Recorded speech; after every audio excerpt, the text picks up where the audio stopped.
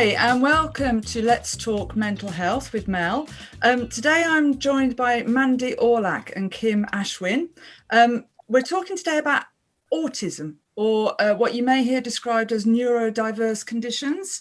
And before we get started, I'm going to ask Mandy and Kim to introduce themselves and say who they are. And then we're going to do a little bit of jargon busting, just so everyone knows what we're talking about. So Mandy, would you like to introduce yourself? Yeah. Hi, Mel. Good to be here. Thanks for the invite. Nice to see you, Kim, as well. So I'm Mandy Aulak, and I am co-founder of Talem Law, which is a virtual boutique law firm specialising in all things employment and special educational needs law. Just a little bit of background about me. So I have been a qualified lawyer for the best part of 2 decades. And for all of that time, I've specialised exclusively in employment law. My background is that I used to work in city law firms. So a lot of my clients were big employers, investment banks, blue chip companies.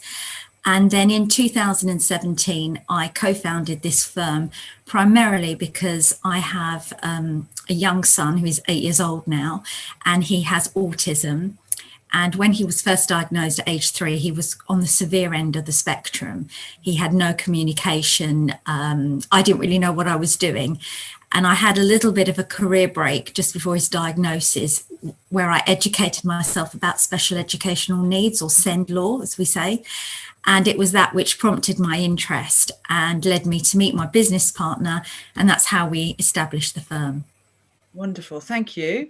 And Kim, do you want to say hello and say who you are and what you do? Hi Mel, thank you for having me on the show today. So my name's Kim. I'm a registered learning disability nurse by background, and I specialise as a profession in autism and mental health needs. I also have a beautiful young lady called Connie who has a super duper autism brain and also has ADHD, and she's 11. Thanks, Kim. Thank you. And I will say Kim is just coping with a CQC inspection, which is a Care Quality Commission, and she's still with us. So I'm very amazed. So what we want to do first is just do a little bit of jargon busting, because we're used to talking about autism, and we might slip in some words that you don't understand. So the first one is ASD. Is autism spectrum disorder, and that is because autism is a spectrum, so you can be anywhere on that spectrum, and it's probably fair to say that all of us have got something on that spectrum, so we can all relate to this conversation in some way or another. Asperger's is a classification of autism, and SEND, which Mandy just mentioned, is special educational needs and disability. So that's something that is within the education system to help support children and young people in education to get what they need. And then EHCP, that is Educational Healthcare Plan, I think. Correct me if I get that wrong. Got it right. And that is something that when you're starting your journey as a parent with a child with some kind of special needs, that you end up being told, oh, fill in an EHCP and see if you can get one. And actually, it's a process of trying to understand how severe the needs are, and therefore get more funding for children in schools. Is that about right? Anyone want to add to that? Not quite. EHCPs replace statement of special educational needs, and they are, as you said, for education purposes primarily, although there are different sections which deal with social care and other aspects. In my practice, we just primarily focus on the education aspects, which are what are the special educational needs, which are in section B, what is the provision needed to meet those needs, which is section F, and section I is the placement or the school. Yeah. And things that you might ordinarily think of as health, such as physiotherapy, speech and language, they are regarded as education because they train that young person. Yeah, brilliant. Thank you, Mandy. And we are going to come back and talk about that a bit more later on. So hold that thought. The other one I did just want to mention is we might refer to CAMS, and that's Child and Adolescent Mental Health Services, which every area has. So I wanted to start the conversation with Kim, if that's okay. Kim, you've told us that you've got a beautiful, lovely, I love the way you describe her, a beautiful autistic brain. Wonderful. Connie, who I have met actually, and is very beautiful and very lovely. Tell me a bit about what it's like as a parent, but also as a working parent, and a working parent who works in an environment that thinks about autism and disabilities, but that may not realise your needs as a parent. Yeah, it's been a really interesting journey. So Connie, I think it was first evident that she's probably on the spectrum when she was about 4 or 5, so just starting primary school. And it was a real tough battle, I think, at the beginning to get people to understand. So like very typical for girls on the spectrum, Connie camouflages a lot in the school environment. So you won't necessarily see some of Connie's needs or the distress that she feels until she gets home. So compresses it until she gets in and then we get the tail end of everything. So getting people to kind of come along the journey and understanding Connie's unique brain was quite a difficult challenge in the beginning. So I think working in the field, I suppose I was picking up things that maybe other parents wouldn't have necessarily known that may be autism. So there was some discussion certainly around am I seeing things that aren't there because of my professional background. So it does make you feel a little bit crazy yourself as a parent. It really does. Throughout the place, but then similarly also then navigating the system and how to even get a diagnosis is not necessarily that easy. And I'm someone who works in the field and work within the system, so if I find it really hard, it must be really difficult for other parents who are in very similar situation. And I'm sure Mandy will probably echo the same, that at the beginning of the journey is a very difficult place to be. And you spend your time fighting and advocating for the assessment to take place, people to understand and recognise your child's needs. But when that diagnosis comes, it still hits really hard. And I think the best place, so we've always, Connie's super duper autism brain has always been a very positive thing. It's who she is, and we wouldn't ever want to change who she is. It brings many strengths, but it also brings her many challenges. But also as a parent, you go through a little bit of a grieving process. And that can sit really hard when you're a specialist and you're advocating, you have a very positive view of autism. You think, why on earth am I grieving about autism? Because it's not something to be ashamed of. It's not something that's disadvantaged necessarily. But actually, it's that grieving for the child that you thought you had, but you don't have. And when you come out of that process, you certainly do, you embrace the lovely child that you have who's coming in. Connie's 11 to nearly 12. So we're starting to hit the adolescence and the puberty and all those things that brings. So you learn to work in more of a strength space, but you got to acknowledge that grieving process. But you do feel guilty too. So trying to mix that is really hard as a professional, but also as a mum.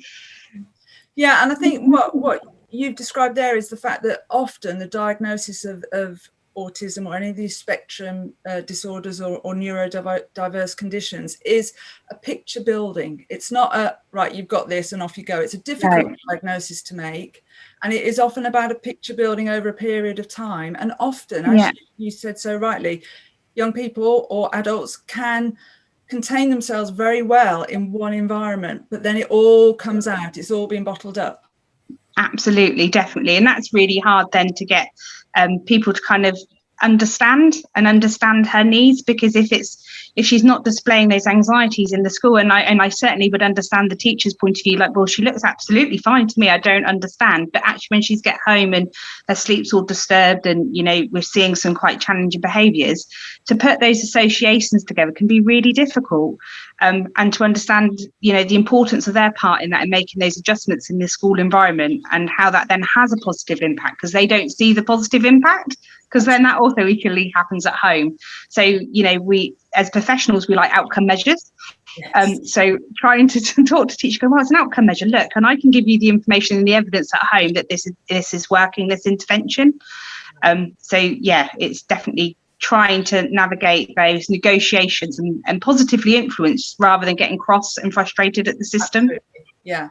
And one of the things that I know we've spoken about before is the sort of challenged feeling you can get about, is your parenting the thing that's at fault here, or you need to improve your parenting and then this will all sort out because they're fine at school and I'm doing this and they're all right, so it must be you when they get home. Yeah, and the diagnosis, you're right about the building blocks of the diagnosis for autism. You know, a lot of the NICE, so the National Institute of Clinical Excellence guidance, there you go, remember that, their recommended tools for autism assessment rely on informant-led, so relying on parents kind of giving that information and relaying it. And if you haven't got a parent that is quite so articulate for whatever reason, or kind of, you know, understanding the jargon that comes with it, all these different acronyms we have, you know, your parenting can come into question, and mine certainly did. And I understand the jargon and what they're looking for. Because actually, you know, when autism kind of needs emerge, often it's in that early phase. So attachment is often questioned or queried. Certainly when I do autism assessments in my professional world, you can see the parents' looks when you ask questions around postnatal depression and those attachment, is that you feel really judged, regardless whether the professional fit is meaning to do that. It does, and that really knocks your confidence as a parent. Yeah. Mandy, is this ringing bells to your experience? Not really, actually. I've got a very different experience. I think my son was, I think, classic autistic child. And so it was really, I was going through a nasty divorce at the same time as well. So I had all of that to deal with. And I wondered to what extent that was impacting on his development. Yeah. But I found that when I put my son into nursery, what really worried me was his speech regression. So, of course, I did the classic Google everything, and it came up with autism. And then I convinced myself, going through the sort of traits, no, he hasn't got that. Oh, he responds to his name. And of course, you know, if you keep tapping a child, they will eventually look. So I went through that. And then when I tried to ask, for example, you know, professionals, do you think, because none of them are involved in the diagnosis, and it's a multidisciplinary panel that, you know, that looks at your child in a holistic way, none of them wanted to commit and say, yes, we think so. But I knew, you know, my instinct knew that this was going to happen. And I was a little bit scared to put a label on my son, because I didn't know anything about autism at that point. And I had visions of, you know, sort of stereotypical sort of Rain Man. That was what I thought, you know, well, what does this mean? I was completely ignorant, didn't know that at all. And then it was only when he was 3 years old that I couldn't deny it anymore. The difference between him and his peers, you know, because I first was making excuses like girls develop in different ways. You know, my boy's a typical boy, he likes to run around, you know, that's normal for boys. But I, you know, it got to that point and I thought I can't make excuses for that now. And then once I had got over that, then I became his biggest advocate. And I was one of those people that phoned up the CDC every opportunity. It's me again. And I did get pushed up the waiting list quite substantially. But my son is an August-born baby. And I was very concerned about schooling, and I wanted to have his EHCP in place, and I was going to appeal it. So I ended up going down the private route in the end. But even then, I mean, what I can relate to is that even though you know that you're going to get this diagnosis, when you actually get it, it does feel like a kick in the stomach, you know, because there is a tiny bit of you that hopes it isn't that, and hopes it's, you know, maybe just a delay or something, because you just don't, I think it's that looking forward, you don't know what challenges you're going to face. But then when you step outside of that, any parent is going to face any challenges at some point anyway, but you do get sort of drawn into that because you want your child's life to be as straightforward and as easy as possible. And that's normal, isn't it? It's normal to want everything to go well for your child. So that's what we want, parents. We want the best for our children. Exactly. It would be weird if you didn't. Yeah. Mandy, your element specifically of your law firm looks at EHCP, and I know when I spoke to you, you explained to me that the educational healthcare plan that you went through actually went relatively smoothly. Was that right? Yes, I was very lucky. I think because my son was, unlike Kim's daughter who masked quite a lot, which is very common with girls, my son was just you know, it was all there. Anyone, yeah, it was all there. So I didn't have any problems getting anyone to, you know, to come and assess him. You know, that was, in fact, it was, we know this child needs that support. So all the, you know, there are 3 stages towards getting an EHCP. There's the first of all, getting the initial request to assess your child. So you've got to show that there may be special educational needs. And then once your child is assessed, that doesn't mean you're going to get an EHCP. They might decide to decline it. Or if they do think your child needs an EHCP, once you've got it, it might not necessarily be worth the paper it's written on. And there is a myth that you need a diagnosis before you can get that EHCP. That is not true. My son actually did not, at the time I got his EHCP, didn't actually have his diagnosis then. But what you look at is you look at the effects of the impairments. So it was obvious he had communication difficulties. It was obvious he had sensory needs. So you look at the effects of that. And sometimes I think the label can actually cause, I don't want to say more harm than good, because I don't mean that, but it can, sometimes people do make shortcuts in their mind because they think, oh, autism, I know about autism, I know everything about autism. And there is that old saying that when you meet one person with autism, you have met one person with autism, because everyone has a very different experience, and how that condition manifests itself. It's actually also called ASC now, I was going to say. Yes, you're right. Yeah. I still call it ASD. I know. Yeah. Yeah, but it can manifest and it affects everyone differently. So in a way, when you don't have that label, you're just focusing on the impairments. But I do think, yeah, it does help people to a degree, and especially in the workplace as well, to have some basic understanding of autism spectrum disorder, but understanding that how it presents in individuals will vary from individual to individual, and the help that they need will obviously depend on where they're disadvantaged and what their job is. Yeah. And one thing I wanted you to just talk to us about briefly, Mandy, was a system that you said helped you so much, which was the PICS system. The picture exchange communication system. I'm self-styled #1 PICS fan. I love that system. It was a recommendation. Well, it wasn't a recommendation. It was a provision in my son's EHCP. And I remember, first of all, thinking, oh, pictures. Does that mean that using symbols he won't ever speak?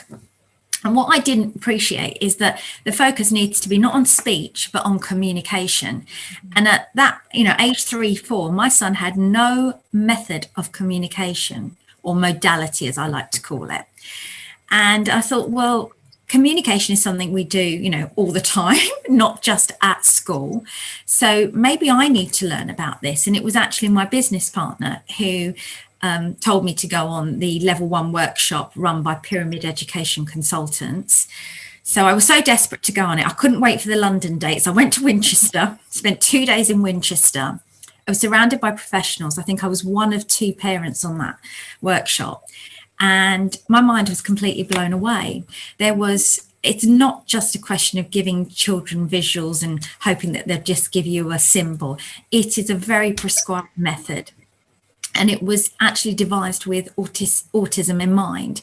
And it was devised by a husband and wife team who are American, and they brought it over to this country about 22, 23 years ago.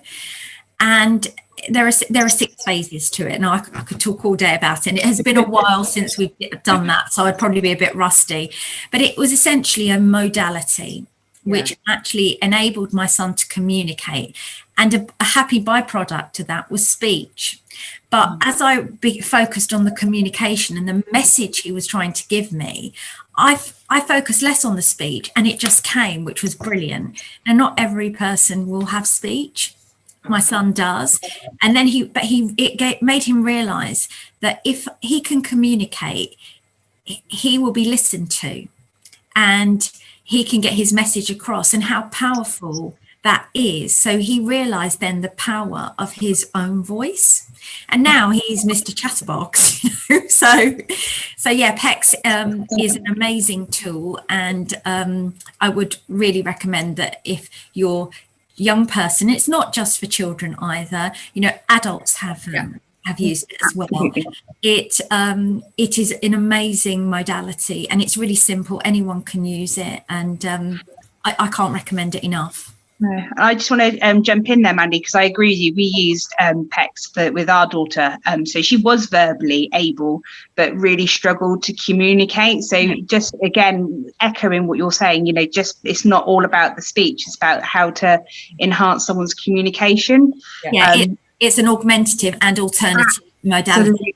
Absolutely. And as soon as we introduced that at home with routines and structures and giving her, I suppose it's a different voice to be able to use, that empowerment that you see, isn't it? That you, oh, wow, actually, I can communicate and people will listen to me, was really powerful to watch, I think, her blossom and sane. So it is the myth that it's just for non-verbal people, but actually it can be used for anyone. And I like a good picture myself, so works really well. It does. I say, picture tells 1,000 words, so you know. Absolutely. It does, and you can start on a book. And my son ended up going to an iPad, which was great because it was portable. But I love the book. I'm a bit old fashioned like that. I liked actually making the symbols and laminating them at 2 in the morning.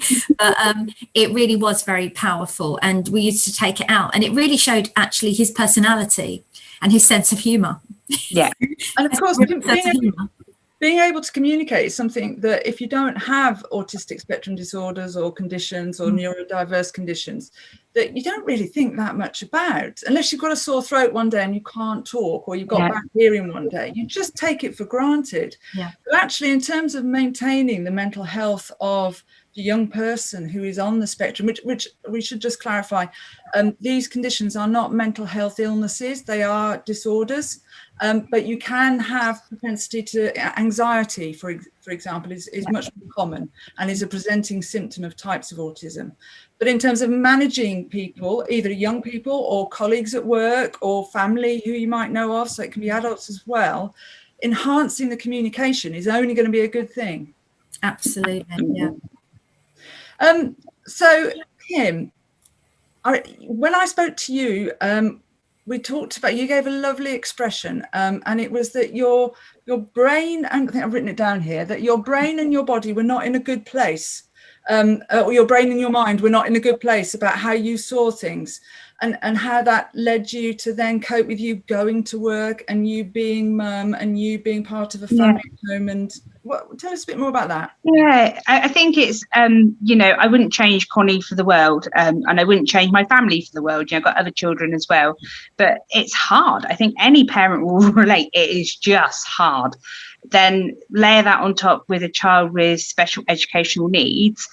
So Connie's never slept very well, still doesn't sleep very well. We tried all the tricks in the book and everything else, and it's better than it was, but still doesn't sleep very well. And when you're then coming and working a full-time job alongside lack of sleep, Connie's up, we're all up. Simple as that. It can really take a toll. And I think, you know, our EHCP journey was not smooth. It was really difficult. We put a parental request in, that got declined, so we then had to appeal. It then got turned over before we got to tribunal. So, and then similarly, same when we got the plan issue. So what Mandy was saying, just because you got a plan doesn't always mean it's worth the paper it's written on. So then holding the system to account, going, hang on a sec, you've all agreed to this, so why are you not implementing it? That's an emotional toll, I think, on me. And I wouldn't, you know, that's my daughter and I will fight her corner, you know, to my very last breath. But that is tiring. So, and I know I was very lucky in terms of having line management that were very supportive and they acknowledged my caring responsibilities. And we've done a lot of work at my resilience and building that up, but also just understanding that maybe there needs to be some flexibility on that way. So I had incorporated sleep days as a carer and as a reasonable adjustment. So every couple of months or so is that I would hide from the world and just sleep. Not really telling anyone, I'm just sleeping. But work got so much more out of me by doing that, you know, mainly because then I felt a bit guilty. So actually, I'm going to go and give you loads more. But it also meant that I could bring my best to work as well, because then I was refreshed and I could continue as a carer. I could continue in as my career and my profession. Without that, honestly, I don't think I would have been able to continue in my professional background as well. So I do appreciate how lucky I am to have had that support within my employment. It's really good. And I know, Mandy, you and I have talked about the reasonable adjustments, and we've only got a few minutes left, but if you can just flag to us, you're so knowledgeable about reasonable adjustments for work environments. So for people who are listening who might have an employee who's got a child who's autistic or might be autistic, what would you advise? Yeah, well, first of all, reasonable adjustments are just for the disabled person. So if you have got an employer that understands if you're a carer and is flexible, that's brilliant. And there are other things that you can invoke as flexible working, for example, one of them.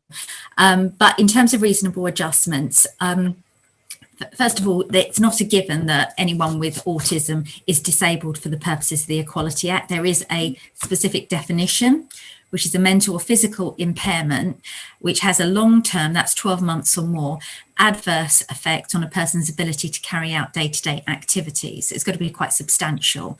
Now, usually an ASD would count as a disability, but you have to still go through those steps. And once you have established that, then there is an obligation on an employer to make reasonable adjustments.